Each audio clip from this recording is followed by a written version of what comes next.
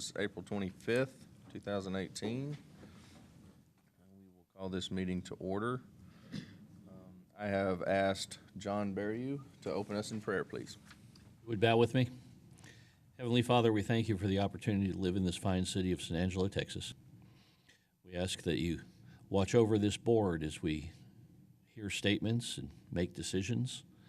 We trust that we will be good stewards of the taxpayers' money because we know that all of it's yours in the first place, Father. We thank you for the rain that we're expecting. We thank you in advance, trusting that it will come. This land needs it, as you well know. We thank you for each citizen who has taken the time to be here in attendance today. In Jesus' name we pray. Amen. Amen. Thank you. We'll move on to line item 3, public comment. Issues or items that are not on the agenda may be raised by the public at this time. Citizens should speak from the podium, begin by stating their name, and limit remarks to less than 3 minutes. Board members may request that a discussed item be placed on a future agenda. The board takes public comment on all regular agenda items during the discussion for those items. Do we have any public comment? I see none, so we will move on to line item 4, the consent agenda. Consider approving the March 28th, 2018 and April 9th, 2018 special meeting minutes. Consider approving the necessary corporation disbursements. Do I have a motion? I'll make that motion. Mr. Berry, you made the motion. Second. Second by Mrs. Grandstaff. All in favor? Aye. Motion carries. Moving on to line item 5, our regular agenda. We will start with A, an update presentation regarding the Chadburn Street Pedestrian Corridor Project. Presentation by Assistant City Manager Rick Weiss. Good morning. I have an update on a project y'all took some action on a while back, and we'll kind of give a little quick refresher on the project. So a while back, we brought to you and council and tiers, the city was planning to do some work along Chadburn, and so we looked at that as a potential opportunity to partner with a group to see if we could do something broader and bigger than just repaving the street. And we came to this group, and you agreed that was something you wanted to be involved with, and so you assisted us in partnering with tiers and hiring a consultant to do the conceptual design work on the project so that we could turn in a grant application to TxDOT. And then you also partnered with us on the funding plan that was presented at the time. We've gone through a lot since then. Some of the details have changed on the project and the funding, so this is opportunity to bring us an update to y'all of where we are and get your opinion on that before we go to council in the upcoming meetings. So the project was originally designed as 3 sections. It basically went all the way from 6th Street down to Washington, and it included not only the street improvements but also included all the pedestrian and streetscapes. Now, for the grant purposes, the street itself doesn't qualify, so it only qualifies for the pedestrian elements and a lot of utility improvements as well. The application was submitted to TxDOT for the Transportation Set-Aside Grant Program, which is for the non-motorized portions. At the time, the grant required a 20% local match. Council authorized us to do a 30% match because that would increase our opportunity of getting. We actually ended up submitting a 25% match after talking with the TxDOT group. Originally, we had envisioned applying for the entire stretch from 6th to Washington. After visiting with the state representatives that work on the program, they really recommended that we break that project into phases to have a good chance of actually getting the grant. So a decision was made after visiting with some council members to go ahead and do that. And so we applied for Phase A, and I'll show you that here in a second. Phase A, by TxDOT with the grant, we have to have that project let by July 2020. So this was Phase A, which is basically from the river to Beauregard. And it includes, at this point, all of those intersections. It includes the reconstruction of the streets with concrete reconstruction, changing that out, not using asphalt or pavement, so that hopefully this lasts a lot longer and we're not doing this again. It also includes the connection down to the river. There is about a 25-foot drop from that intersection with the river down to the river trail. So this actually includes that feature as well. This is the whole corridor from the river to Houston Hart. And then, of course, the other corridor is from the river to Washington. As we get into this, as I said, this is the section that is Phase A that we're talking about today, that we received the grant application on. In future times, the state has said that there may be additional grant opportunities coming up. If that happens, we'll have to look at ways to fund that, to assemble the dollars. But for now, we're just going to Beauregard from the river. If you kept going north in future phases, we just have to look at it at the time as to how much money we could leverage against the grant. It would be pretty ambitious to be able to get all the way to Houston Hart in the next one, but we might be able to, or we might actually end up breaking that into another segment where we did a couple of phases in there moving that direction.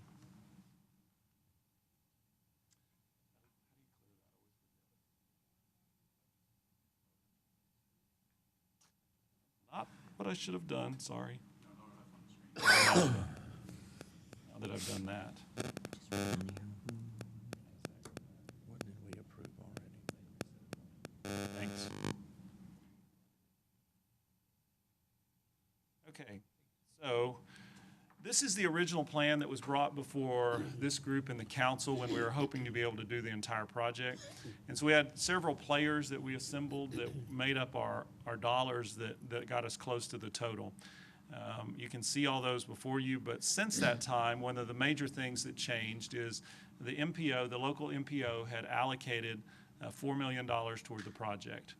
That was based on the fact that they understood that the state was going to allow them to use a portion of their dollars on off-system projects. Since that time, the state has changed their opinion on that, and they're no longer going to let the MPO move or utilize any of their dollars for off-system projects. So that didn't happen on our local level. Our local level was very supportive and voted, but the state changed that program, and so those dollars are no longer available. In addition to that, you'll see that was the original funding plan. So we'll go now to what we have now. So you'll see the $4 million goes away. The river money, there was $200,000 that was allocated because we were going to do a connecting bridge down on the river under Concho. That part of the grant didn't work. We were going to leverage that with grant dollars, so that wasn't an option. And then we didn't receive any other grants, the $35,000. So you see that our estimated total, project total comes out $7 million. I'm sorry, that's the cost estimate for the upcoming project. This is a slightly different presentation, I think, than what I had, but it's close. So here you have the total remaining cost estimates of dollars that remain.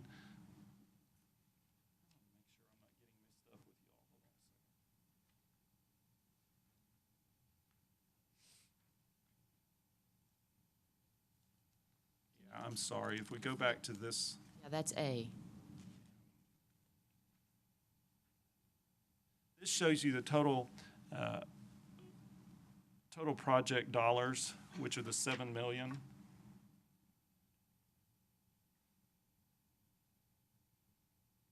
Yes, 7.8. And that's for Phase A, as Liz said. So to fund Phase A, that's our total cost.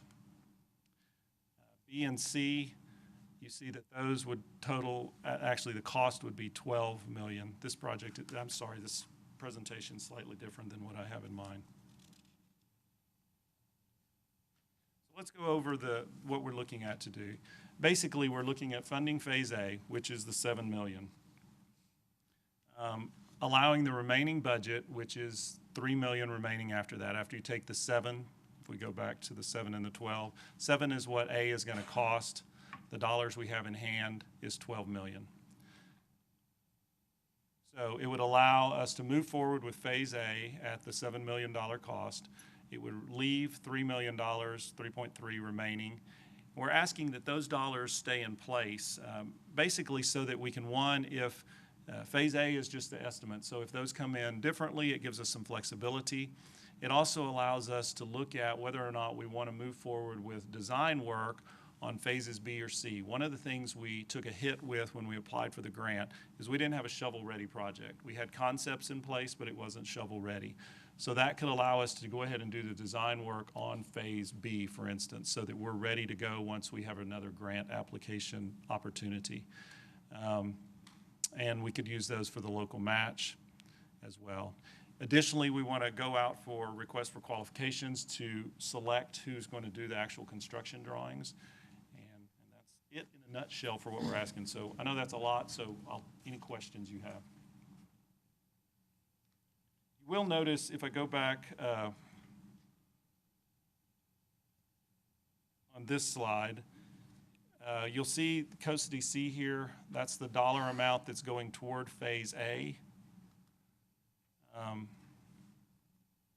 This is the dollar amount you actually allocated. So we're not using all of your dollars up front. So we're using a portion of those. You allocated those over a period of time. So while you have set aside $3.75 million,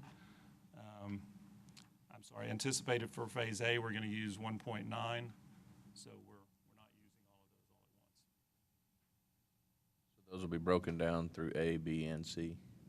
Well, I would suggest that they're just broken down at this point. That's what we use for A. And then depending on how the next one comes, you may want to utilize all of those toward the next one. We may want to use some of that toward design of Phase B so that it's a shovel-ready project when another grant opportunity comes available. But that you basically leave those allocated toward the project in some form or fashion, however that ends up working itself out once the opportunities come forward.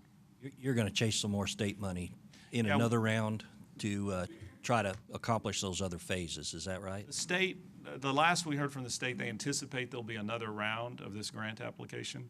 So our goal would be, if that is the case, to see if we can work up another turn-in for a grant application to leverage some more dollars for Phase B.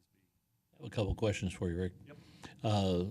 By breaking this into the three phases, delaying, deferring, if you will, the second two phases, have we considered the inflationary impact of delaying that, and will more monies be necessary in order to accomplish it at a later date? I'm sure more monies will be necessary. At this point, we don't have the dollars, though, to move forward with Phase B. So just making sure that we're all on the same page here. Yeah. No, we did try to calculate into our estimates for Phase A, because you got to you do it and then you don't construct it. You got 2-year gap or whatever in there. So we did try to figure in the inflation into our estimates so that that doesn't catch us. But you're right, the other will go up, but until we have those funds available. And will this be done on a master plan basis so that once it's all completed, it will look like continuity rather than piecemeal? Yeah, the goal is and that's one reason we'd like to go ahead and do some of the design work on Phase B. One, it gets us extra points, but it just moves that concept along.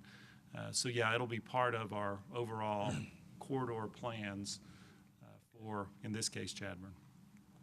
I've seen too many projects that were done in phases, and each phase is radically different, doesn't blend well. With our downtown, it would be my preference to see it very uniform and continuous for that whole stretch. One thing also, we've got a great engineering group now working, and Russell is currently working on a project to widen Concho coming into from Bryant. And so they're being mindful of that project and how it links and looks with this project as well. You bring up a good point, and it's a bit off topic, but since you've extended on down Concho, with the recent accident at Concho in South Bryant, I've noticed folks tend to go way past the stop line, and I'd like to request of the city to refresh that stop line going west on Concho, because the southbound traffic turning left without the traffic signal tend to come in at a higher rate of speed. And just this morning, had somebody extend themselves far beyond the stop sign, and it was a slow maneuver and felt like I was going to get rear-ended. Mike's got that. We'll pass that I'm along. making a note of that. We'll pass that Very along. much. And one other thing is, on the artwork that you shared with us, we just have one of the pieces, the one that's displayed right now. Okay, If you could email to us the others, I would appreciate that. sure. Yeah, and you Thank want you. the phases, the whole corridor and then the. Yes. Okay. The not a graphics problem that at you all. have on this presentation would be great. Yeah, that'd be awesome. Thank you. And I keep in mind, these are the conceptuals that were prepared for the grant itself, which we had to do. What we would do is whoever we brought in to do the final construction drawings would take this as a starting point, any other documents we may have that were done, and they'll come up with the final actual construction drawings at that time. The only other thing I might mention to y'all is that you also allocated, back when we started this and we were gonna do the grant, you set aside $100,000 to go toward that opportunity to put this together and try and obtain the grant, which we were successful with. We used, because Tiers partnered with you, so we used about 36 of that 100. I think Tina may speak with y'all during the budget portion, but we would also ask that you leave those dollars in place to help with future design work and so forth. But anyway, that's where that stands. We used She's about- ready to talk now to that issue. Basically, The actual amount that was used for the initial design was $39,500, and so we'd ask that the board would, I need to check with legal to make sure that we have an MOU between the Development Corporation and the city that allocated that $100,000 for the design phase of this project. And so as long as it's okay per the MOU, we would like to keep that set aside for further design that furthers the project, so. Microphone, please, Dan. Dan, microphone. I believe the MOU was for the entire project, and so this covers a portion of it, and the balance would be intended for the rest of it. That could be used to smooth that design, design between the phases that Mr. Barrio was talking about, maybe used for that, to assist with that. just go with design work, so yeah. So right now, there's, the Development Corporation has set aside or allocated $3.5 million. 3.75.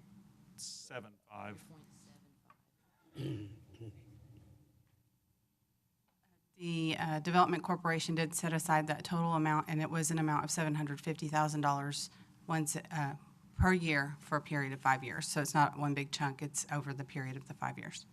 Okay, and then that's plus the difference now in the 100,000 and the 39.5 is what's available for future? The 100,000 was outside of the 3.75 million.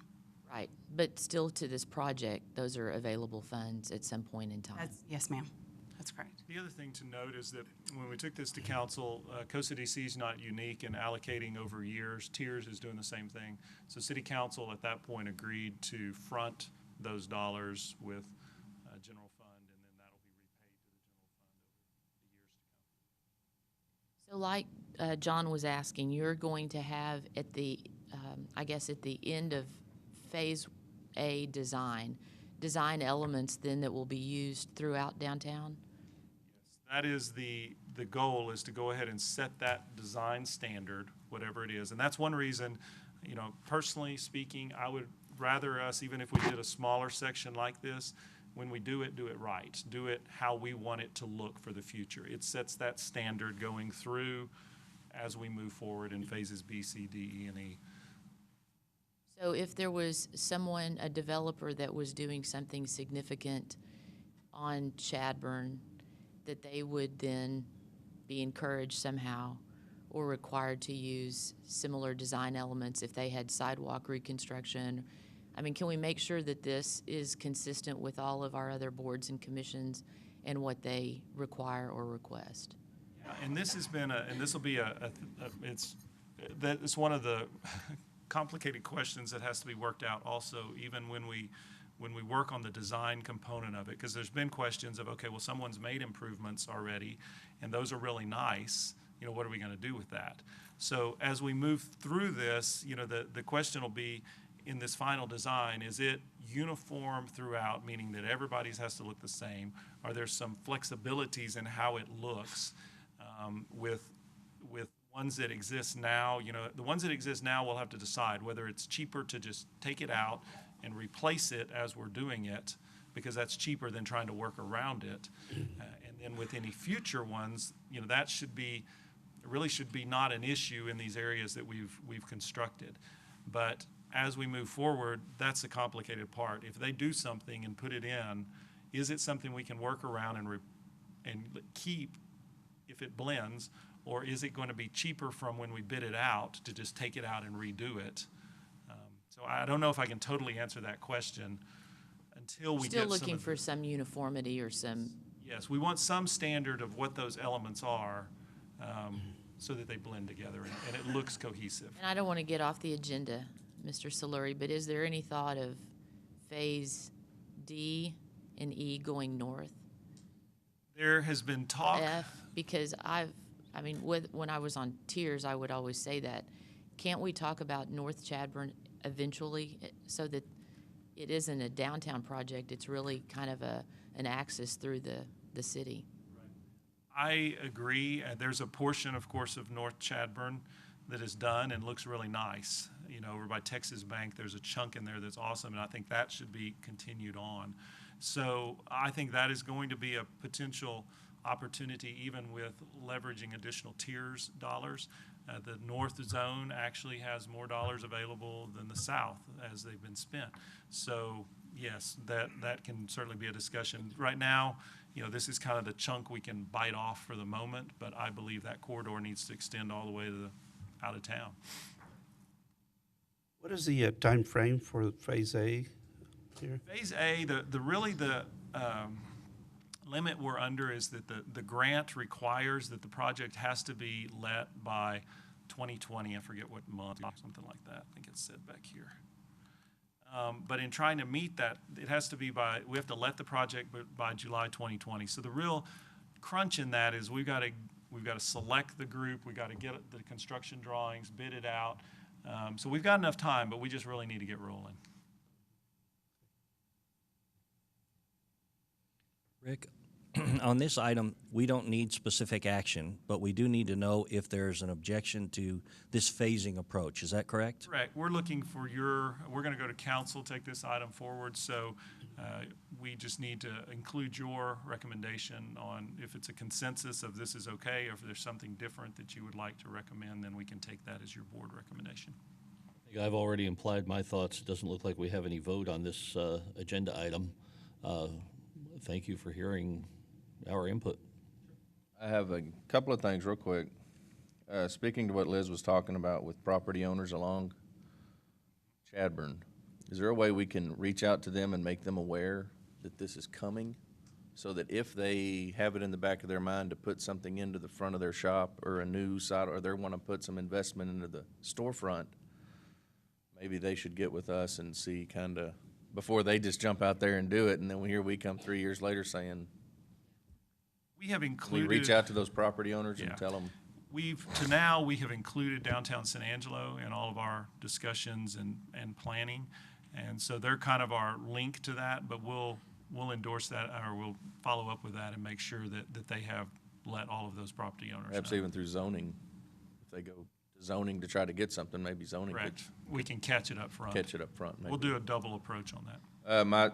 I brought this up the first time you came in, and this is my whole thing about this, are the utilities, the water pipes, the sewer, everything running under Chadburn. Does this include all new? Because if we spend $7 million for 3 blocks, and then y'all come in and start ripping it up to replace a water pipe, So in this Phase A, and it may be depicted better in the memo in your background, the dollars that are allocated in this, where you see sewer fund or stormwater fund, sewer fund, water fund, those are to make sure that those components are addressed within each section. So in this particular Phase A, for instance, with the water, you'll see Russell says all of those lines under there are currently new. So those are ones that don't need replacing. So in this Phase A, you'll see we took no dollars out of the allocated funds for water because there were no water improvements in that chunk. We've already done that. Correct. Those have already been done. Now B Sewer and C fund, moving forward. it'll be the same thing moving forward. Sewer fund, you'll see we took some because there were some sewer improvements that had to be done. And stormwater. There weren't any hot dollars because that section didn't have any wayfinding in it. So, Well, I think this is exciting. I think it's going to be great for downtown, and I would love to see it moved north on out past Coliseum eventually if we could, just as an entrance to our city.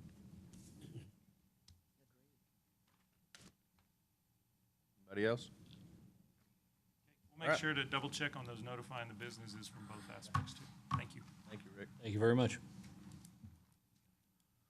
Moving on to line item B, the presentation of 2018 Business Plan Competition Awards. Presentation by Dave Erickson, ASU Small Business Development Center Director, and Nora Navarez, Executive Office Coordinator.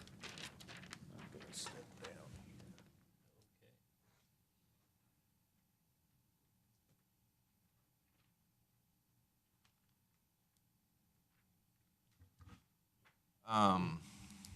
First, I'd like to say that COSA DC is very proud to support the 2018 San Angelo Business Plan Competition for its third year now.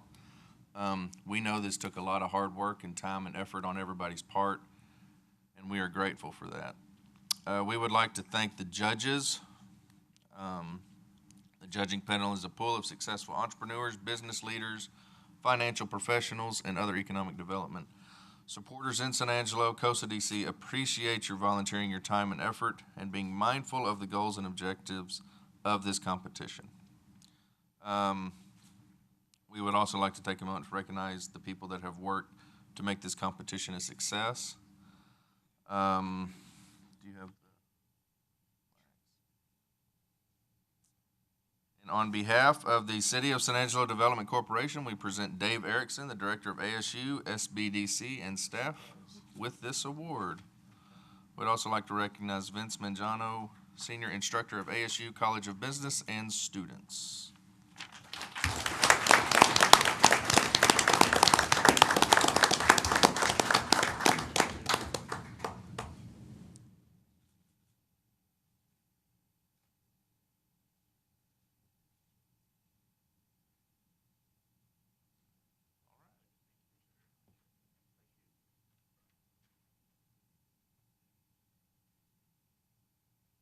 That was a surprise. Thank you for that. Please bear with us as the coordinators say a few remarks. I know everyone is anxious to hear the results, but we have to do this. So thank you, President Coles and COSA DC Board and staff for your support of the competition. We are here today to announce the judging panel decisions for the 2018 San Angelo Business Plan Competition. As mentioned, my name is Dave Erickson, Director of the ASU Small Business Development Center, one of the three coordinators of the competition. I'd like to introduce the other coordinators who you know now, Nora Navarez, representing COSA DC, and Vince Pagano, representing the College of Business. Thank you all for your teamwork and your hard work dedicated to this competition. I'd also like to acknowledge and thank the SBDC business advisors and the College of Business student teams who worked alongside the business advisors to assist the contestants with their business plans. They worked very hard and were committed to their assigned contestant. Mr. Magano will speak on that more in just a minute. We especially want to thank all the contestants for their participation in the competition. We hope they have received great value from the process of working on their business plans and presentations, whether it's creating a business plan for their business idea or working to expand their business. We believe all the contestants have benefited greatly from the competition experience and process to further grow their business. We encourage them to continue working on their business and business plans. The SBDC professional advisors will continue to work with the competition clients and provide assistance in all areas of their business. Other special thanks go to the independent judging panel, as Vice President Coles mentioned, made up of cross-section of entrepreneurs and financial experts who had the difficult task of judging the competition and selecting the winners. The judging panel members were dedicated and took their responsibility seriously. They deliberated carefully to make the awards based on the competition elements from the guidelines. They used the draft and final business plans and presentations to make the decisions, knowing they needed to be good stewards of the public funds, which are the source of the cash awards. They also highly encourage each contestant to continue working on their business plans in their business. Also, thanks go to the many local businesses who provide in-kind prizes of all types to the winners. Their willingness to provide valuable in-kind awards is appreciated by all. Past competition winners have commented on the benefits to their business provided by these prizes. The process for this year started when the competition was announced in October. We received 15 entries on the February deadline. 6 semifinalists were selected to move forward and complete their draft business plans. 4 draft business plans were submitted, and the judging panel selected to move all 4 forward as finalists.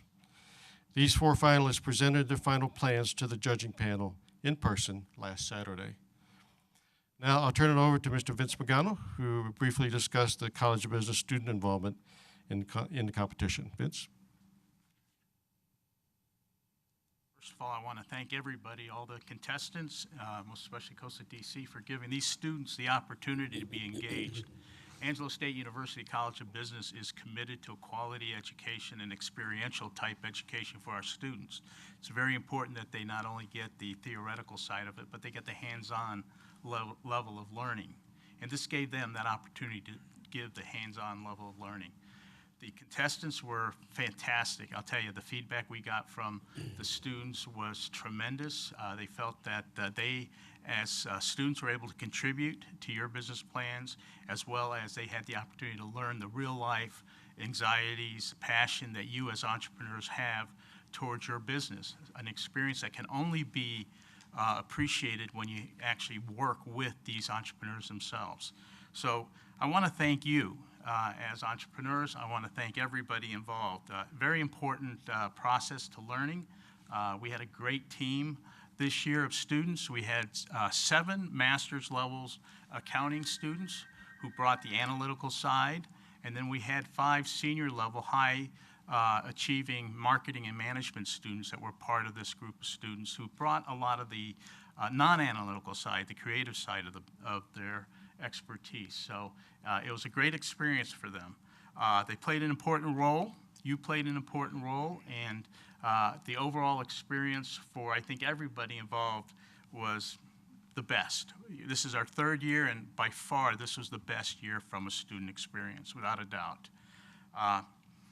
So this is an opportunity for our students to really contribute back to the city of San Angelo, as well as to learn from the city of San Angelo. We really appreciate that. From here, I'm going to hand it over to Nora. Nora will talk a little more about that. Thank you, Vince. As one of the coordinators of the competition, it's always a pleasure for myself that I get to work alongside Vince and Dave Erickson. It's a great experience for myself. It is definitely a team effort. I would also like to recognize Stephen McLaughlin. I see you there.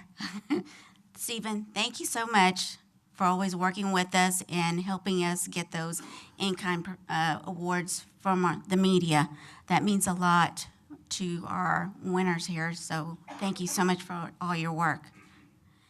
The in-kind providers, just want to let you all know who they are, especially for our viewers out there. They are KLST, KIDY, Foster Communications, Standard Times, San Angelo Live, Adobe Signs and T-Shirts, Oliver Rainey and Wojcik, Jackson Walker LLP, Media Jaw, Angelo Awards, The Business Factory, and The Company Printing. Thank you all for what you do and for providing an in-kind award.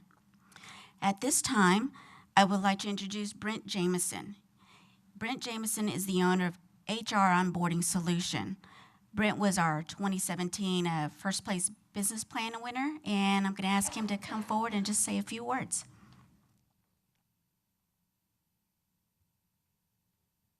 Good morning. It's amazing how fast a year goes by. I remember sitting here a year ago just waiting to find out the results. But it has been an exciting year for our company. We have 6 employees now, and we're expecting to grow even more. We have partnered with ASU, hired all of our employees except for one from ASU, and we're looking for 2 more programmers to help in our technology company. Some of the developments we've had over this past year is that we partnered with a large school technology company called Harris School Solutions that has 7,000 schools across 30 states, and they're looking to launch our HR onboarding and student registration enrollment system across the country. And it's going to be hopefully a huge blessing for not only our company but for the community of San Angelo as we continue to grow our business here.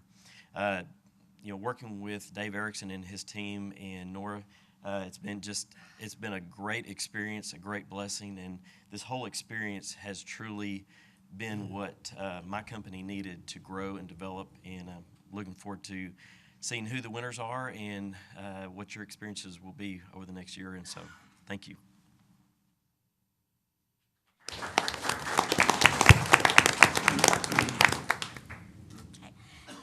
Thank you, Brent. As Dave stated, the judges had a difficult task in selecting the winners. They viewed the draft business plan, the final business plan, and the in-person presentation from each contestant.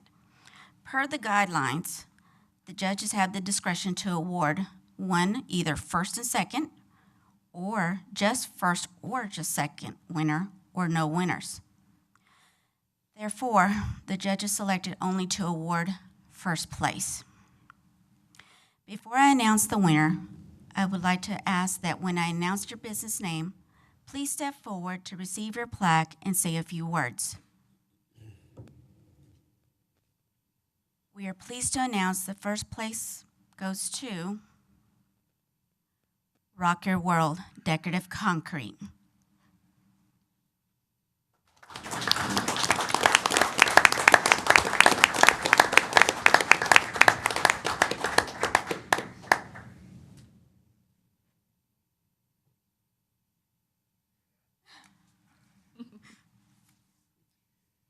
Well, first of all, thank you, God.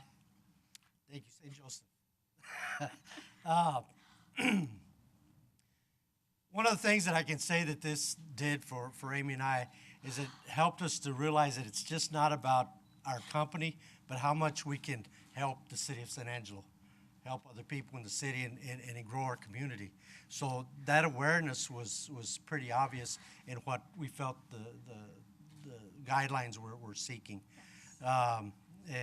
It's just really an amazing opportunity. I can't speak highly enough about the ASU students. I can't speak high enough about the SBDC. Thank you. It's been exhilarating.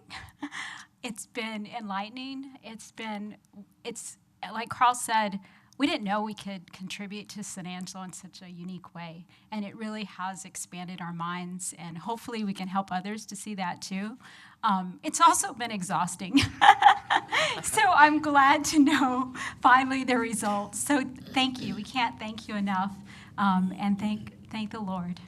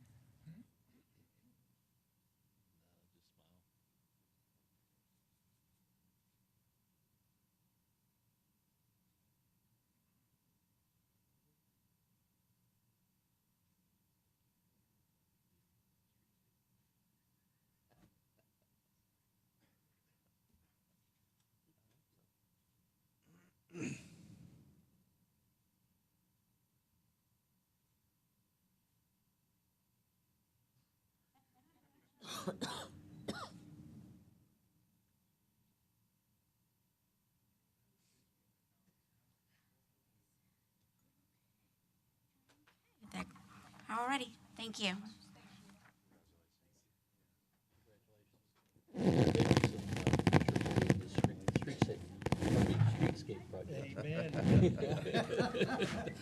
Congratulations. God bless you.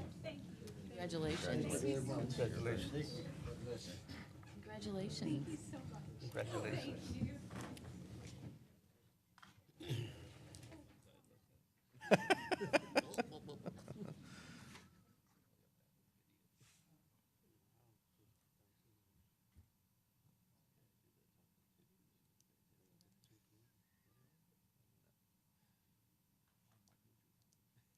Thank you. We're going to take it out to the lobby so you can proceed with the meeting. Thank you. Thank you, Dave. Thank you, David.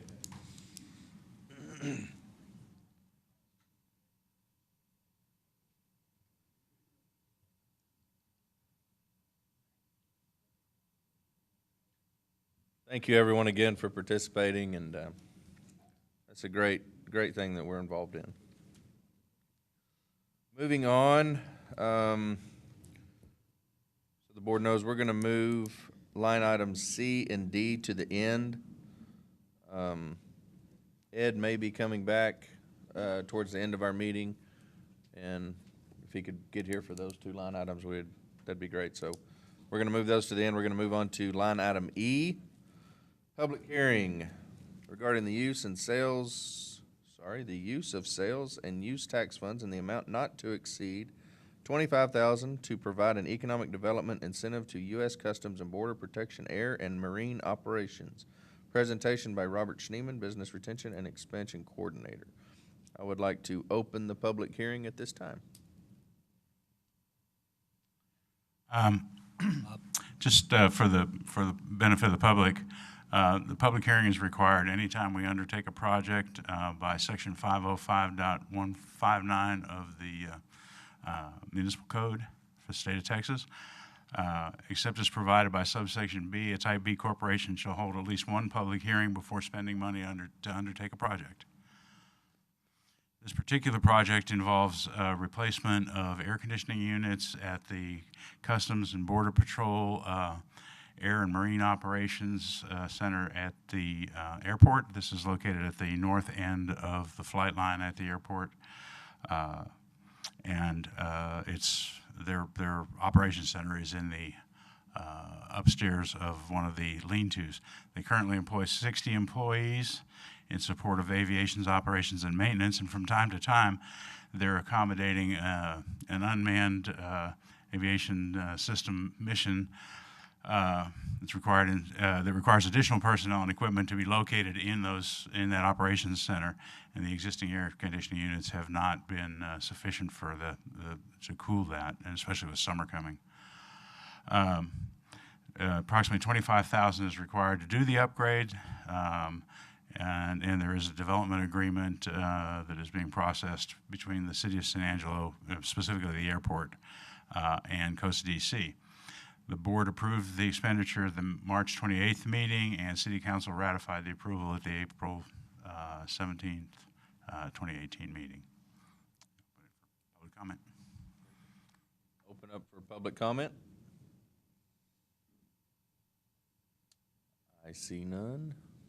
We would like to close the public hearing. Move on to line item F. Consider a resolution approving the acceptance of an Economic Development Administration EDA grant to the City of San Angelo Development Corporation and the City of San Angelo as co-recipients in the amount of $1.25 million for infrastructure improvements to Phase 2 of the San Angelo Business and Industrial Park. Presentation by Robert Schneeman, Business Retention and Expansion Coordinator. This is an item that we've really been looking forward to presenting for a long time now. As the board knows, we've been anticipating this grant from the Economic Development Administration, and on the 11th of April, we were notified that we received the full $1.25 million. Of course, the board may also recall that it requires a match, an equal match from the board. Phase 2. This is what we're calling Phase 2.2 of the industrial park. It's an expansion into Phase 2. a lot of it is in support of the AEP site, and then continuing on. So we will be doing water, sewer, street, and drainage improvements, basically continuing from the AEP site here, where the 2.1 improvements ended, connecting in with the frontage road on Highway 67, and then stubbing out 2 additional streets, and of course including the traffic circle. Board may also recall that we delayed some drainage improvements from phase 2.1 to push them into this phase so that we would have a larger project here and maybe get a little better unit pricing by including those in bidding a bigger project overall. So we will be looking and working with the engineers, Park Hill, Smith, and Cooper, to incorporate part of that, those drainage improvements, which I anticipate are going to be something probably from here to here in this phase of the, this next phase of the project.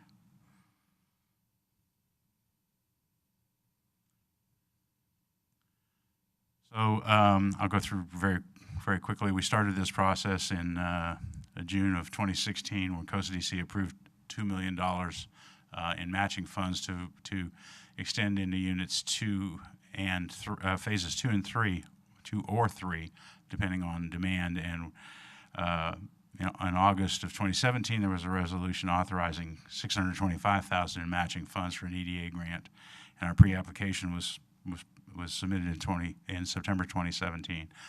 Mid-November, we got a responsive rating from the Project Review Committee of the EDA, and the recommendation was to increase matching funds to $1.25 million. April 11th, as I said, we were officially notified of the award of the project, and on April 16th, we had a kickoff meeting at the BRC where the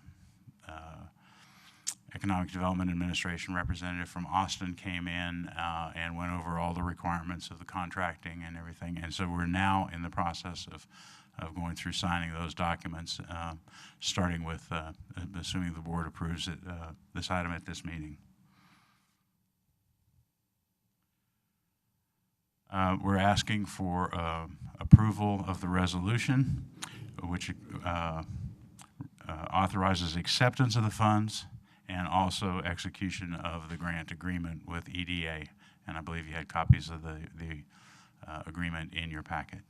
So, questions?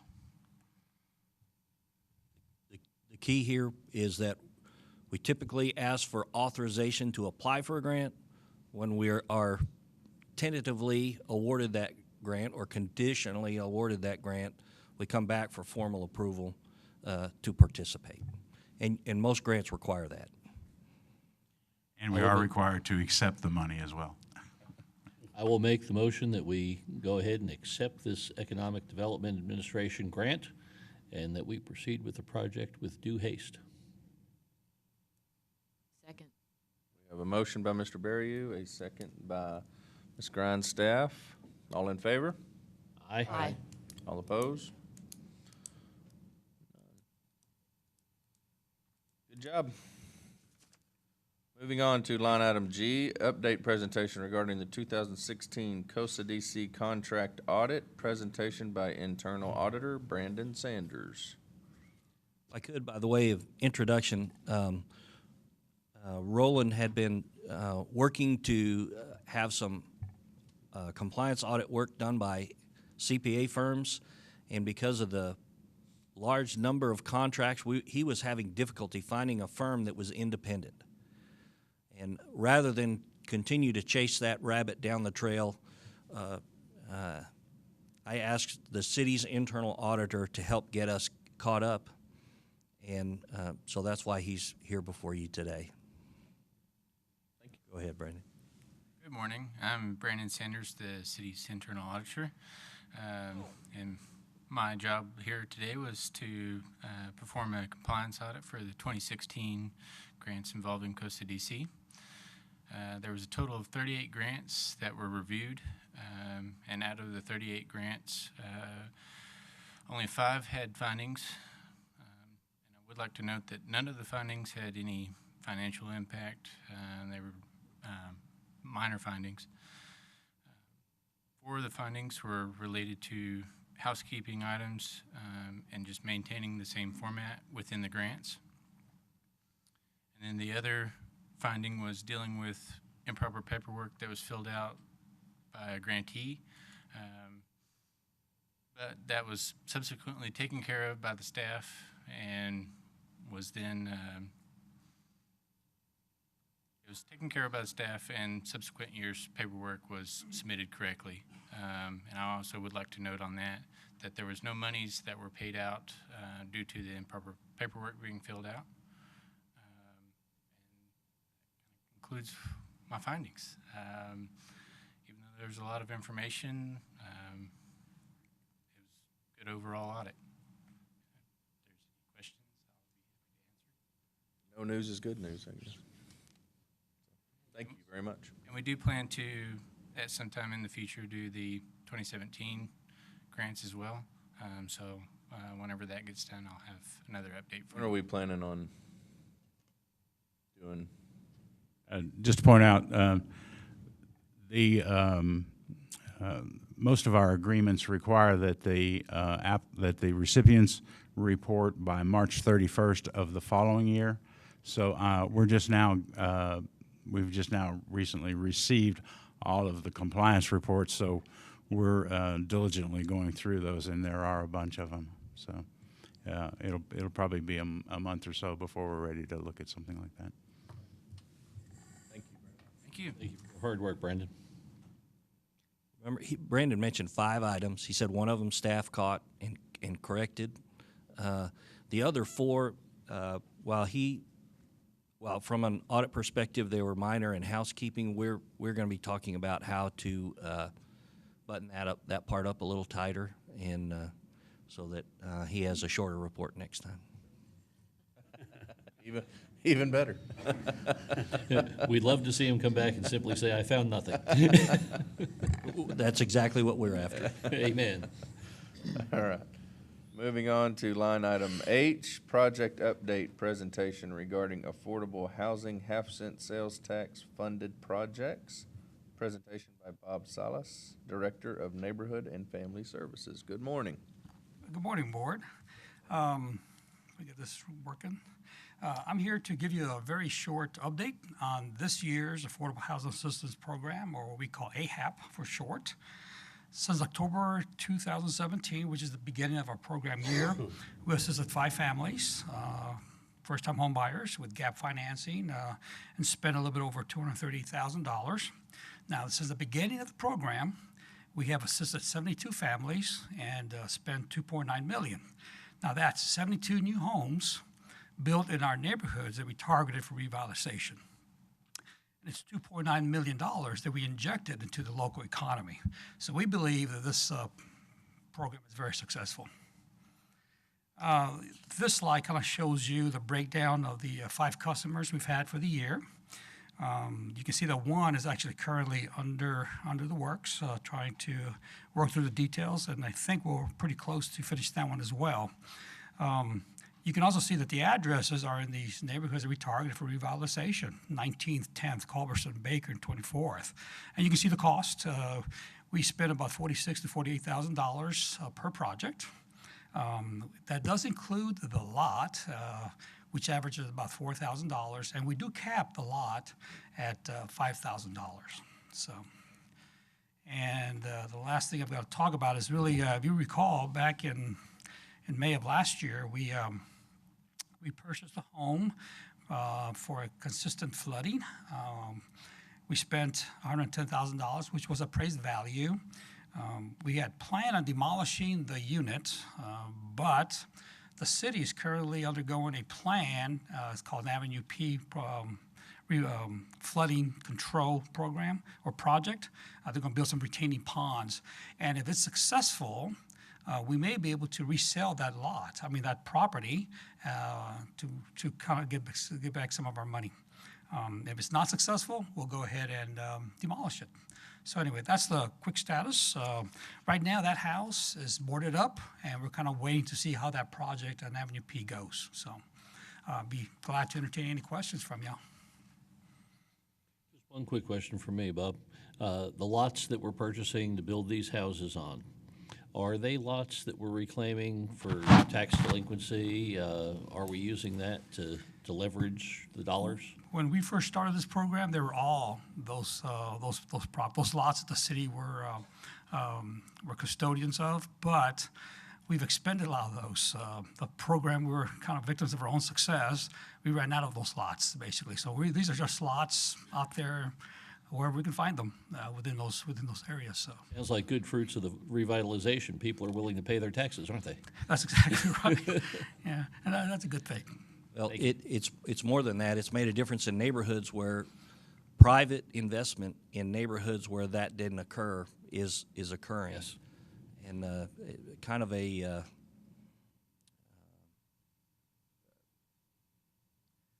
They're not walking away from their lots anymore. I mean, they have That's exactly right. value. They're sticking around. Now, the Right. problem, of course, the lots do go a little higher. And we cap it at 5, so really it's up to the home buyer to work with their bank to cover the difference, the different costs. They go up to about 10,000 sometimes because some of those lots are seen as very attractive now. So where in the past they were just abandoned and who cared, Our numbers don't always reflect the fallout, if you will, of these positive changes. And I am just very pleasantly pleased Well, to if you look at take properties that were not being, not having their taxes paid and returning them to activity on the tax rolls. That's great news. well, and this program is really a big part of the total neighborhood revitalization plan that we have with the city. Includes a lot of other programs. And if you look at the effects on property values, crime rates, and those kind of things, very positive. So I think this program is really successful. So. Are those numbers that you showed the total cost of a home to build it? The homes run about $100,000 to $110,000. One time we had it capped at $100,000. They've gone up a little bit because of cost, so they're still very affordable houses. And what happens is we come in with that gap financing of $48,000 to allow that first-time home buyer to get into that house. The bank covers the difference. Okay. And so we have a lien on it. If for some reason, and we start forgiving it, we forgive it starting the year 5, and it goes through the mortgage, the extent of the mortgage. So year 30, if it's a 30-year mortgage, we forgive the whole amount of $48,000, and it's their home. If you sell it after 5 years, we get most of that money back. In fact, that happened just recently. We have a homeowner that's selling after 5 years. They're going to move on, and we get all our money back. Plus interest. I have. I'm sorry. Sure. It was just on there. This is the house that we bought back? Yes. Because of the flooding issues? Yes, sir. So waiting on successful indication from engineers. When do we, Well, timeframe on that? I don't know exact dates. I know they're working through plans now. They're looking for some funding, I believe. Well, we plan to demolish the house, but with the Avenue P project moving forward, Bob says if that project is successful enough, we may put it back into service instead of knocking it down. That's kind of our plan. That's why we were just about to demolish it. We have to fix the problem. You have to fix the problem before we can sell it. That's correct. Otherwise, we can't sell it to someone with the same problem. We just can't do that. So we got. And I trust the code enforcement is okay with maintaining the property as is until that time? Well, they work for me, so I'll say yes. That was a question on behalf of the public. How's that? They are, and we do. We do maintain it. In fact, we're the ones that went out and boarded it up, had my staff go out there and do that for me. We do watch it. We maintain it the best we can, and we will. We'll look at it. And that was why he was careful to point out that it was boarded. It's being handled properly as a vacant structure. Yes, it is. Yes, we'll maintain the property as well. So. I understand. Is the Avenue P project finished? And we're just waiting on some rain? No, they just finished buying the property. Okay. They're still putting the specs together for bid at this point. And the idea is they're going to build some retaining ponds, and that should relieve the flooding. That's the concept. So we'll go see once they're done. We'll wait for that first big rain, and we'll see what happens. At that point, we'll make a decision. I'll come back to you, to the board, to let you know what we want to do, the final determination on that property. He is, if he can preserve that $100,000 asset, put it back Absolutely. into public use. Absolutely. Absolutely right. And this may be a little off agenda topic, but what will happen to any sale monies once that house is sold? Will that repay us for the purchase that we did, or? It will go right back into the program. Very good. So, okay, thank you.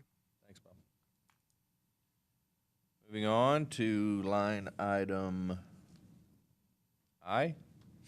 Consider approving and authorizing the board president to execute a memorandum of understanding, MOU, in the amount not to exceed $7,650 with Angelo State University to enable the assignment of up to 2 AmeriCorps Vista members to perform services to help with the WRC program, as well as provide organizational support to COSA DC staff. Presentation by Shannon Scott, Economic Development Specialist. Good morning. Good morning. As Mr. Coles reiterated, this is going to be an MOU between COSA DC and Angelo State University. As you might recall, we did have this in place last year for our first Work Ready Community Initiative, VISTA. So I first want to go over the MOU and kind of the details of that. I want to talk about the VISTA that we had in 2017, so last year, and then the details of the VISTAs that we're looking at for 2018. So again, it will be between ASU and COSA DC. In 2018, we are requesting 2 VISTAs instead of 1. One will continue the duties of the Work Ready community, and the second will help assist COSA DC with organizational functions. The cost per VISTA, which does include training if they choose to pursue that, is $3,825 for a total of $7,650. If we get this approved today, they can go ahead and start posting the job positions and hopefully have somebody in office by the end of July of this year. So again, for 2017, we took upon this program for our first ever VISTA, and what that was for the Work Ready Communities Initiative. So essentially, her role was to come in and kind of kickstart the program, get employer engagement, get folks taking the test, getting the certificates earned, and she did a very good job of that. However, her term did expire in March of 18. So now for 2018, what we're looking to do to help enhance that program is to continue to support the project expansion. And her role was mostly to get that program kickstarted off here in Tom Green County. But what they would like to do now is have more of a regional expansion. So go out to the adjacent counties and really push the program out there. So with that said, it's really going to take somebody that has the time to travel and go out and meet with these folks. So I'll get into that in a minute with our COSA DC VISTA, but that's kind of the reason we're asking for 2 this year instead of 1. So again, with the goal of going out and really pushing that regional expansion, she's going to continue, or he, to research and secure the long-term funding in order to sustain that regional effort. The VISTA will be housed again at the BRC like they were this year. So in addition to the Work Ready VISTA, we are again asking for a COSA DC VISTA. And again, the 2017 VISTA really helped assist with the Work Ready program, but she did help with some COSA DC organizational functions. But since she is going to be, he or she, traveling more so, we thought it would be a great idea to maybe get a second VISTA in order to help COSA DC staff. So again, their function will basically to be to help support the COSA DC staff with our daily duties, such as marketing, event planning, social media, outreach, and cold calls. This VISTA will again be housed at the Business Resource Center. And staff is recommending approval of both of the VISTAs. I'll be happy to answer any questions. We were very happy with Sarah's work, and for the cost, this year the cost is a little under $4,000 per person, and if we could get 2 of those and put them to work and try to make some good, that's a very low cost for the value we get. very high value. And it's good for the participants as well to work with industry professionals and get an understanding of what's going to be expected in the workplace. We have the additional space at the BRC. We do. We do. I think it's a great program. It's always nice when you're a student to have such a valuable internship opportunity. So I'd like to make a motion to approve. We have a motion by Ms. Grindstaff, a second by Dr. Cummings. All approve? Aye. Aye. All oppose? Thank you. Thank you. How long is this program? I just have curiosity on that. It's typically a year-long program. Yes, sir. All right. Moving on or back to line item C. Consider approving the March 2018 financial statements presentation by Tina Diersky, Director of Finance.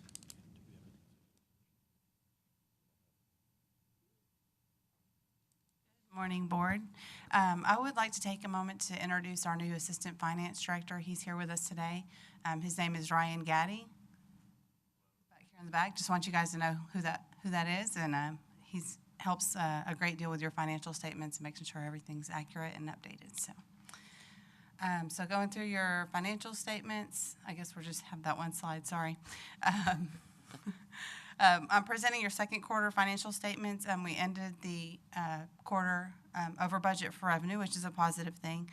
Sales tax revenue for March was up 14.93%, and sales tax for April was up 8.67%. I think that's the 11th month in a row that we've seen positive results with sales tax, so we're seeing a positive trend there. 14.9. 14.93 in March. And 8.67 in April. Wow.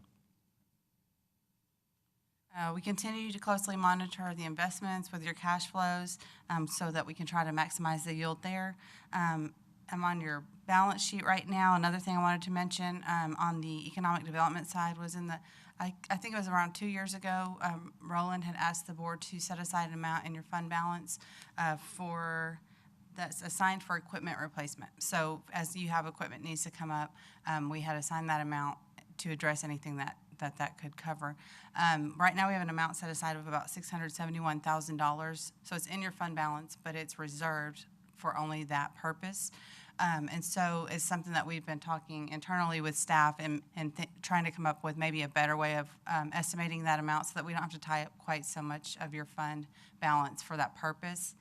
And Michael, do you want to weigh in on that? Well, the key is that when that money is tied up for that purpose, it's not available for your primary functions or other functions.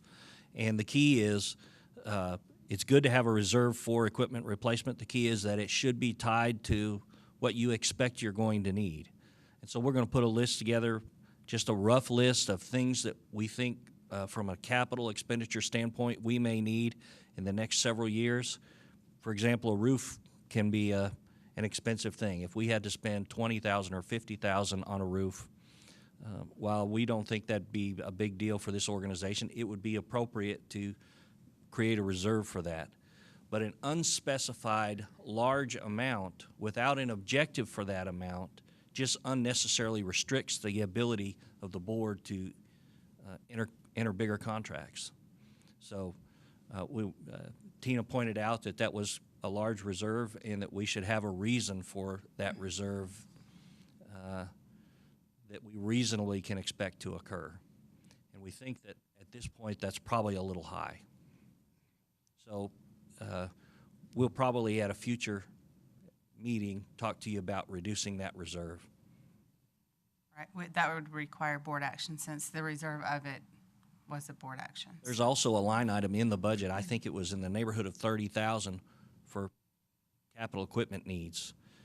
So between the $30,000 in the annual budget and this reserve, we think we're being a little overly conservative there. And so we'll bring something back that frees those resources up, that proposes to free those resources up at a future meeting. Nice work, Tina. Thank you. We just need we need 500,000. We need you to find us 500,000 every meeting. Okay, work on that. I will work on that. And in small bills would probably be good. Yes. All right, moving on to your economic development income statement. You'll see that your revenue, as I said, is above budget at 55%, when we're about 50% through the year. And then just some minor activity for your expenditures, an expenditure of $51,000 for Park Hill for that project. And moving on to your income statement for the ballot side, again, that increase there for sales tax revenue, and interest on investments compared with last year. And other than that, we did have the payment for the sports facility maintenance, that $285,000. I think I've mentioned to y'all before when we've discussed our budget preparation that will be the last year that we make that contribution for that purpose. And then we had the payment that Bob mentioned earlier, $48,000 for one of the affordable housing projects. Other than that, that's all I have for your financial statements for this quarter, and we can move on to budget discussions if you're ready for that. I need a motion to approve the 2018 financial statements. I'll make that motion. Second. Second. By Mr. Berry, second by Ms. Grindstaff. All in favor? Aye. All opposed? Passes. Moving on to line item D, discussion and consideration of fiscal year 2018-19 draft budget and fiscal year 17-18 current budget. Presentation by Tina Dierski. Okay, so our ballot side for the proposed budget for sales tax revenue, right now we're still keeping it flat at $6,120,000. As I mentioned earlier, we are seeing sales tax revenue trend a little bit up, and so we haven't decided on where we're going to land with the city side of sales tax revenue, where we're going to budget for the city. And so we would suggest that, we would approve this as a concept, but that when we do actually implement our final budget, that we budget in accordance with whatever the city budgets for sales tax revenue.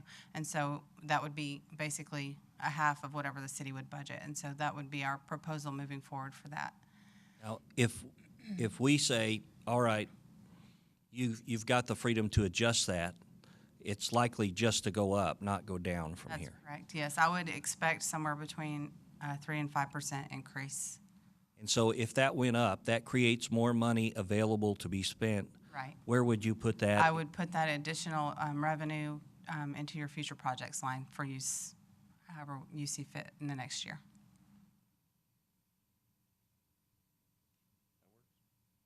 Okay. And then you'll see that I'm projecting an interest on investments, an increase there as well. That is just based on where we are right now at 50% through the year. And doubling that. So that's what we would project out to year end that we'll expect to receive this year, and so we're going to budget that amount for next year.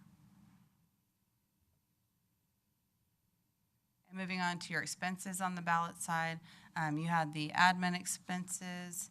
The proposed for 2019 is $4,512. And then that's just an increase of $1,012. I'm going to see if I had a note of what the change was there. I think there were some. I think we just moved something out of another line and into this line, is what I'm thinking. I don't know. I know Nora had some business plan expenses that weren't budgeted this year that she was struggling with. That's what it was, maybe. Anyway, that's a minor change. I do want to point out for the staff services contract, that will definitely change. That staff services contract includes an amount for direct salaries for staff, so there will likely be an increase based on salary increases in the prior year. There will be change due to the indirect cost plan, which is how you fund the things like HR, finance, city manager, all of those functions that support the development corporation. And so that number will change based on whatever the results are from that plan. We expect to hopefully have that plan completed by the end of April, and so we can get it into our city budget as well. So we will bring that change, I think we'll have to bring that change back at another meeting, and the contract as well. Debt service, that's just your amount that you have set aside to pay your debt service, your principal and interest on the sales tax bonds, as well as the amount that's contributed for long-term water supply. And then the affordable housing, that's the $335,000 that supports through the ballot. It was it was authorized through the ballot, and so that amount stays the same every year. And then West Texas Water Partnership, we budgeted $200,000 for this current fiscal year. We're budgeting that flat for right now, but I did discuss with the Water Utilities Director, and that amount may increase sometime throughout next year, but for now, we're going to keep it flat at $200,000 based on what the city is budgeting. Sports facility maintenance, I've mentioned that before, that's going away, and so we'll no longer have that expense on the ballot side. And then, of course, whatever remaining funds are available are in that future projects line. And that's just the amount you have available for unexpected revenue shortfalls or unexpected expenses and things like that.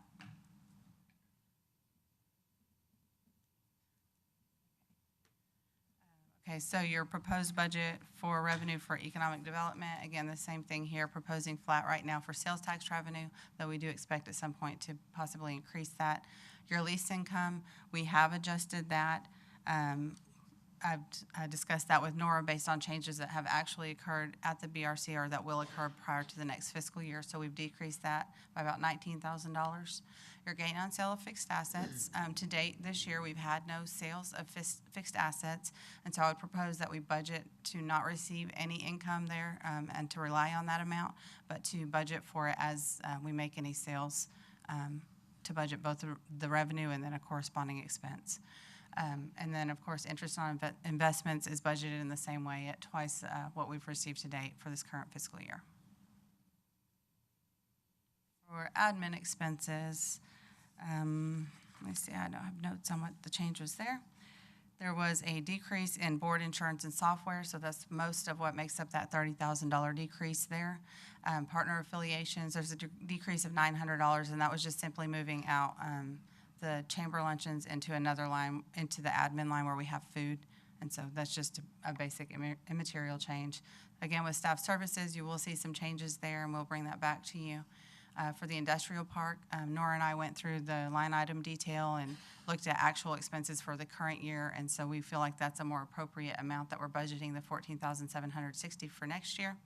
Legal services, we have that amount set aside to date. We've had expenditures of $125 in that line. We don't feel like it's something that we need to budget for unless it comes up, and we could budget for it at that point in time. And then the chamber contract, we're budgeting flat at the $225,000. Rep, this is the amount, I think I recall that the board had asked in the past that we increase our budget, our actual budget for BREP, and so this was a response to that we had budgeted $696,000 for that program, and so we would propose to budget that flat unless the board has any other discussion for that one. Marketing, we've decreased our budget slightly based on what we've actually experienced in the current fiscal year. The BRC, again, that was just clean up of some line item detail to make sure we're budgeting in accordance with what we're seeing in the actuals. CVCED, same thing. Since we've taken over the CVCED under COCDC, we've been able to combine some costs or eliminate some of those costs that were involved with that. And your future projects is $807,000 projected for next year. Again, that's just available for other projects or expenses that you may have come up. If I could point out on this slide, the amount that's put in there for BREP is really just a placeholder. It's not an obligation. It's not a limit. If we had $200,000 worth of BREP expenditures next year, if that was what the board approved and that satisfied your objectives, then that would be appropriate. If we had $900,000, there's a way to fund that in this budget. We just move it from future projects up to BREP. The $696,000 is really somewhat an artificial kind of placeholder. It does remind us that BREP is important. We want to try to make hay in that regard, but it's not an obligation. It's just an opportunity. Is it a realistic number? I mean, is it a good number? Is it a low number? Is it a high number? What? I can tell you that that was the original budget for this year was $696, and so far the budget now is $355,000. That means that the difference between those two numbers is what we've allocated to a project so far this fiscal year. The key is, from our standpoint, we think of that BREP line and the future projects line together. So if you put those together, you would have 1.5 million out of next year's revenues available for economic development activity. That's in addition to your fund balance and any other resources. The key is making sure we know what is available to do whatever project we either develop or comes along. Right, and so that's why that budget has decreased. When you do adopt a project that correlates with the BREP program, we do move it out of that BREP line item in your financial statements and into the actual project line. So same as we would do with future projects. Am I correct in restating that, that under BREP, business retention and expansion, those funds are sort of targeted at businesses that are already here that we're going to provide some incentive or assistance to? Whereas future projects is more the general application of attracting new businesses, developing parks, whatever other future projects there are. Is that a reasonable restatement?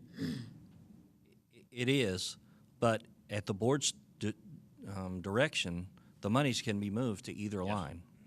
Well, a BREP could be a future project. Absolutely. It is a future project. Yeah, I mean, it's just a business retention and On expansion the retention and program expansion side. project. Correct. So it's just a simple division of the future projects. we want you to know that in this budget, really what's available is 1.5 million. Out of that year's revenue, that doesn't mean we couldn't do a $2 million project. Everything's on the table when somebody brings a project to us. So in preparing this, you have no specific plan for the expended, or how those will be expended? I mean, generally, a line item has some, a little bit These are more framework non-program, behind it. these are yet to be programmed monies. Okay. They're available to be programmed. So we do not have a specific plan for those monies. They're available to assist in executing somebody's economic development plan. I will tell you in the line item detail in the budget, 650 of that is set aside for special projects, 36,000 is set aside for promotion, and the other $10,000 is set aside for Act Work Ready communities. I have a question on the slide before. I also serve on the chamber board. I have a question about the chamber contract. Is that contract itself being rewritten? Yes There was some discussion and in no. We are, Never got away with answers like that. and I suspect I Never. won't either. In 24 years, never. We have talked about updating some of the terms, but we've asked Dan to hold off until we had a chance to talk with Bruce and see what their specific needs were. If there are specific needs that create the need to amend the contract before its expiration, then we will do that. If there are not specific needs, then we will update the contract based on this board and the chamber board's priorities for the next term. Right now, we're somewhat working together in a way to try to facilitate each other's needs, and not trying to play too tough with each other. So if Bruce needs something, we find a way to get it done, and if that requires contract update, that's what we'll do. Is there any thought of that being a multi-year item? I think that's what we would like, yes. And Like a three-year? I think we're coming up to the end, aren't we? That's how I remembered it, but I wouldn't. I don't always trust my memory. Thank you, Tina.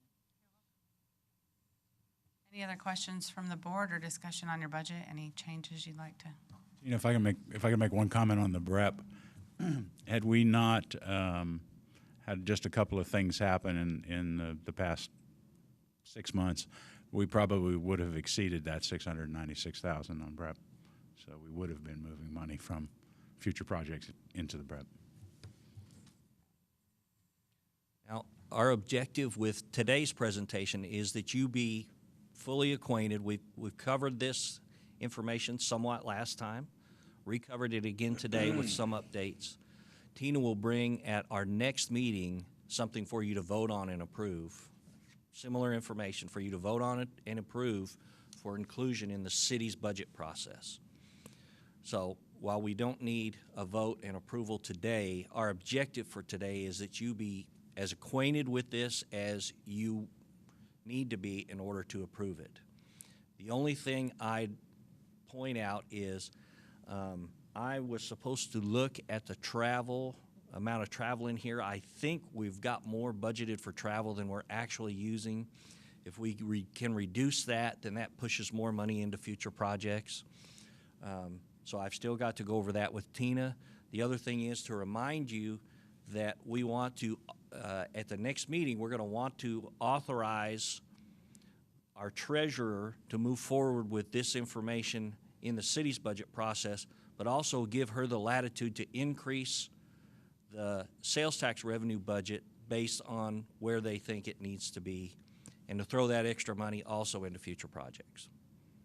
Well, for instance, on BREP, what are the benchmarks, I guess, potentially for meeting, discussing, and promoting the program with the local business community? Well, we are working on that internally. We have some objectives related to cold calls and follow-ups. We have talked about getting some assistance with this additional VISTA employee to help with some of the routine things. Obviously, our everyday economic development professionals are most effective in those conversations. We would try to structure the workload so that they handle the most difficult conversations, or the conversations where credibility is most at stake.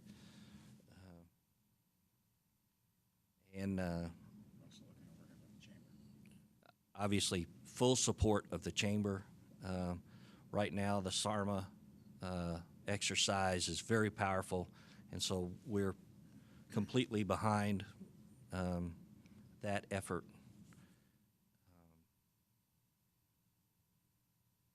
While it's making hay, and we've actually talked to Michael about being able to replicate the success associated with that niche in other niches. So, Well, I think the concept of economic gardening, so to speak, is about dealing with existing and looking for ways to help them expand, meet their needs. So I think in the past that program has been not executed in a way that I would say I would understand from the private sector side. So I would hope that we would be a little bit more disciplined in getting that information out and looking, working with the chamber to identify, those industries that are at that point of needing a little extra help to meet their future goals. I think it's an excellent program. I think historically we haven't really stayed on a track with it between the COSA DC and the chamber in understanding how that should move forward. We had a contract for marketing with a local service provider that expired, and I'm not sure what the thoughts were, but that was not renewed at that time. And so Bob has been working on his own to try to keep the name out there, but it has not been a strong, active marketing program. And we have talked about revisiting that. And so if the board feels like a more active approach would be appropriate, we can follow up on that and revisit the renewal or recreation of that marketing effort through a marketing professional. That leads to my question about this. In the marketing line, 10.3 down to 5,000. So that's marketing for the Development Corporation. We have $36,000 set aside for promotion of the BREP projects.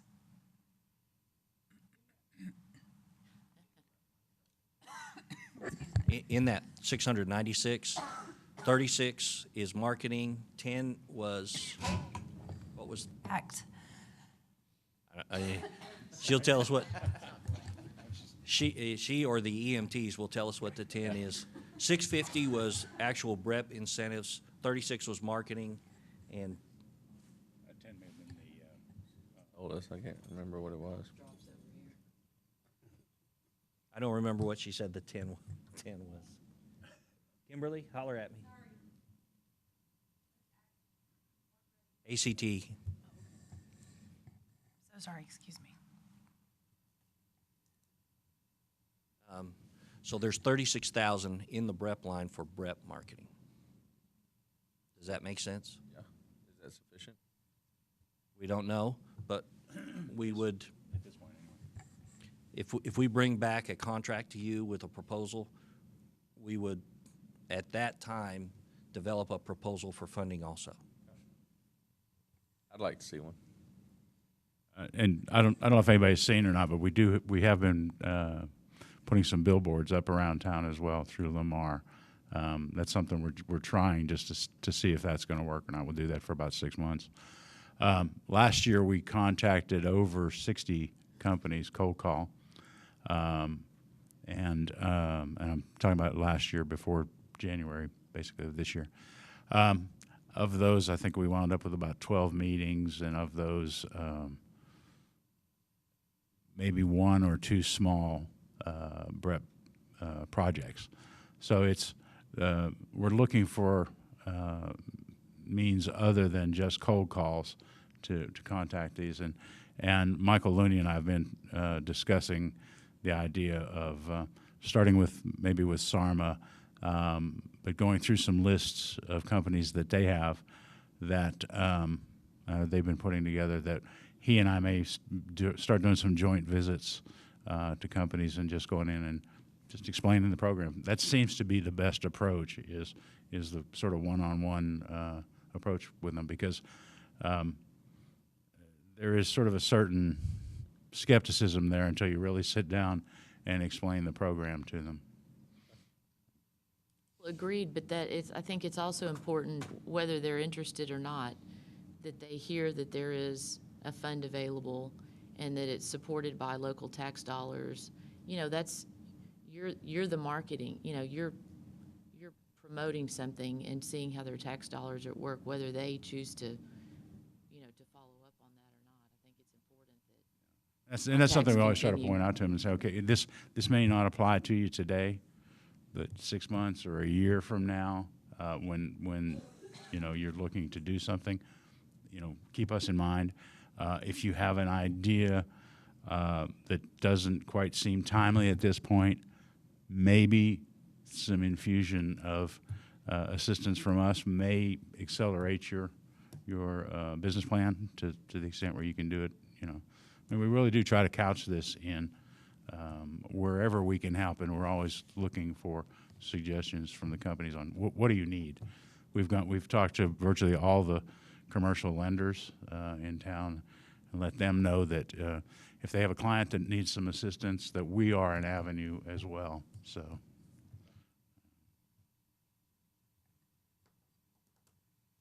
So the key for today is we want you to be as comfortable as you can get with what Tina has worked up, because next month we'd like you to take action and tell us to include it in the city's budget process.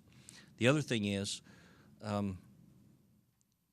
Tina is available to meet with you one-on-one if you have particular issues, you think something you don't understand, you're not comfortable with, and you want to talk about. We'll have meetings. We had a meeting a few months back about a particular financial issue that some people wanted some follow-up on, and we can do that with regard to the budget also. So if you want some meeting time outside of a traditional meeting, one-on-one, or a couple of you are struggling with something we've presented, we can meet and go over it. Sounds good. So it looks like we've had the discussion. Do we have action? We do. We need a. We don't need any action on this one today. Discussion and Although consideration. we held it. We don't need that. You're not seeking action today, right, Tina? This is just discussion, you're not asking for a vote. Okay. Now, we put it to the end of the meeting to try to possibly accommodate Edward, and he didn't make it, so. He didn't bother to show up. Do we need to create a, do we need to create a committee and assign him chairmanship for? I think so. I think so.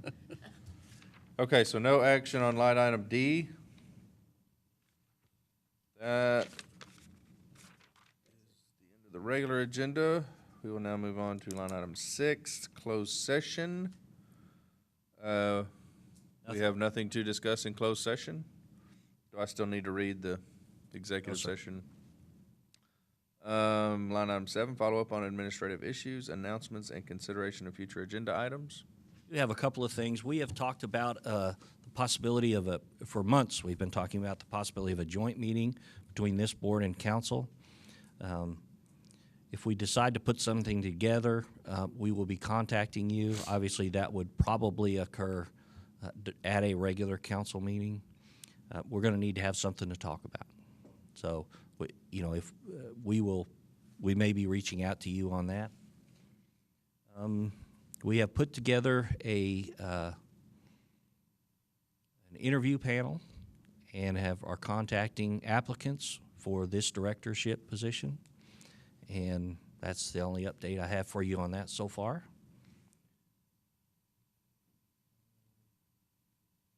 I think that's it for future agenda. I would like to throw the notion out there that we have another workshop. I know we just had a workshop a few months ago, but a lot has happened in those last few months. That was something I needed to bring up is we have talked about an orientation for board members. Right now, we are planning, we're going to try not to have an additional meeting. We're going to try to do that at next month's meeting. Our goal is to be done before lunch. And so if the regular business agenda is short enough, we'll try to include some time in there to move into a work session where we can do some training on fundamentals associated with the development corporation. Financial. And have a complete workshop of everything that we had discussed at our workshop. When was it? 3 months ago? Roughly. Well, we can put as much on the agenda as you'd like, and then we can complete as much or as little as you like on that day. Our goal is not to absorb your entire day and not to create an additional meeting day, but we can do both, either or both, if you'd like. Did I miss anything else? For a future agenda, last week I attended the Ports to Plains board meeting in Washington, D.C. We also visited several offices on Capitol Hill, senators, representatives, and the Department of Transportation. The board itself will be releasing their after-action report later this week, hopefully.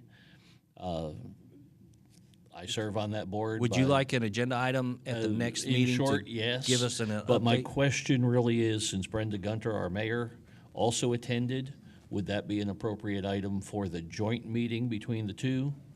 Or would it be best simply an hour meeting? And I'll simply throw that on the table and let you all put it on the agenda as you deem appropriate. All right, we'll follow up accordingly. Okay. Anything else? We're available outside of these meetings. If you need anything, come by and see us or give us a call. We'll try to get you what you need. To adjourn. I'll make that motion. Second. Yeah, there we go. Everybody. Finally got it in. Now everybody jumps in. You need one for the road? Meeting is adjourned. Thank you all very much.